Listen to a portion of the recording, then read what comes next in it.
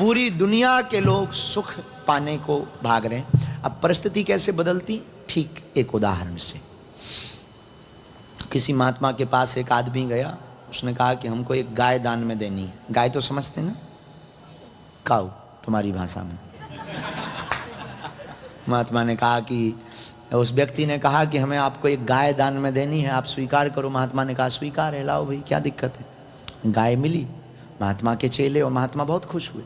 अच्छा रहा, गाय आ गई, दूध निकलेगा, मक्खन होगा, खीर बनेगी, ठाकुर जी को प्रसाद लगेगा, आनंद आएगा। लेकिन वो आदमी भी रहा होगा दुबई का, देने वाला 8 दिन बाद वापस ले गया काऊ को, गाय को वापस ले गया। अब चेले मुंह लटका के आए महात्मा के पास। महात्मा ने कहा क्या बात है, मुंह क्यों लटकाए? बोले वो जो गाय दी थी ना, वो वापस ले गए। महात्मा बोले भला हुआ, ठीक हुआ।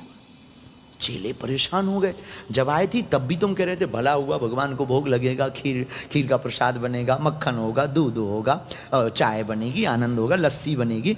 अब चली गई तो अब क्या खाक भला होगा? अब तो कुछ बन नहीं पाना है, अब क्या खाक भला होगा? महात्मा मुस्कुराते हुए बोले ठीक गई, कौन गोबर उठाए, कौन भूसा की व्यवस्था करे, कौन पानी पिलाए। आई थी तो ठाकुर जी का भोग लगता, चली गई तो झंझट खत्म हो गया। बस सदगुरु यही आपको प्राप्त करवा सकते हैं। गुरु का होने के बाद आपकी मना स्थिति बदलेगी, और मना स्थिति बदलते ही हम आपको जो अभी बता रहे थे कि आप दुख को सुख में परिवर्तित करने की क्षमता अपने अंदर जनरेट कर पाएंगे। अब वो यही उपाय है कि कुछ बिगड़ भी गया, उसमें भी भगवान ने कुछ भला सोचा होगा, और कर भी क्या सकते हैं। अगर नहीं भला सोचा और बुरा हो भी गया तो तुम्हारे पास रोने के अलावा कोई उपाय नहीं। अब तुम चाहे रो के जिंदगी जियो, चाहे हंस के जीना तुम्हें पड़ेगा, पड़ोसी जिएंगे नहीं। जीना तुम्हें या तो रो कर जियो या हंस करके जियो, जिंदगी तुम्हारी है। इसलिए हमारी प्रिय आत्माओं, हम आपसे यही कहेंगे, भगवान कृष्ण से आप कुछ सीखो या ना सीखो, एक चीज जरूर सीखो। भगवान ने अपने जीवन काल में, भगवान कृष्ण द्वारकाधीश ने मुस्कुराना सीखा है।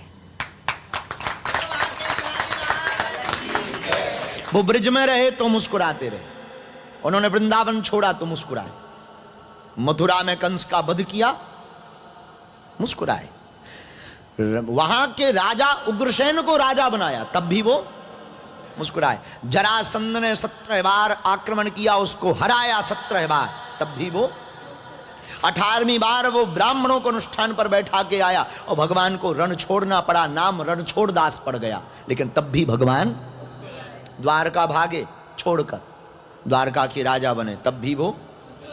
महाभारत का महासमर हुआ कुरुक्षेत्र की धरती पर, हरियाणा में, इतना भयंकर समर कि लगभग 6 करोड़ योद्धा थे, तब भी ठाकुर जी मुस्कुराए।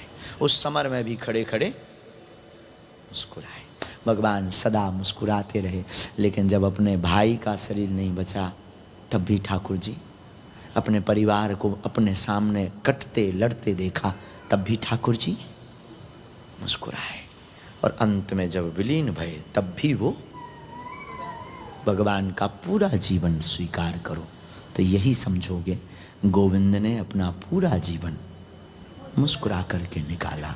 तो किसी ने भगवान से अंतिम समय पूछा कि आपका सब कुछ हमें समझ आया, पर महाभारत में और अपने पुत्रों को जब आप मरते देख रहे थे तब भी यह त्रिभंगी आभा, भौएं चढ़ी हुई मधुर मुस्कुराहट, वही अलकालबली, वही चेहरे पर लालिमा, वही नेत्रों की चपलता, वही आपकी मधुरता, वही आपकी दिव्यता, वही आपकी सौंदर्यता, वही आपकी सहजता, वही आपका दिव्य रूप, वही आपकी चैतन्यता, इस पर कदापि किंचित मात्र भी प्रभाव नहीं पड़ा।